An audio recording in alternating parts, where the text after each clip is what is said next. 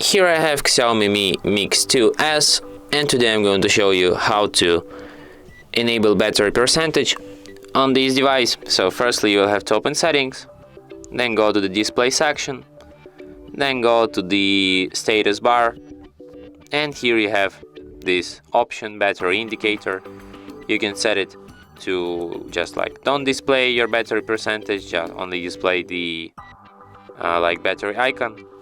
You can display your battery percentage inside the battery icon. You can display it next to the battery icon, or you have the fourth option. You can just display this like only one green line.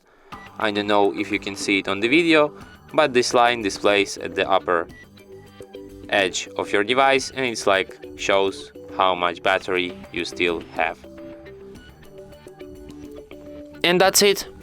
Thanks for watching. If you find this tutorial useful, don't forget to hit that like button and subscribe to our channel.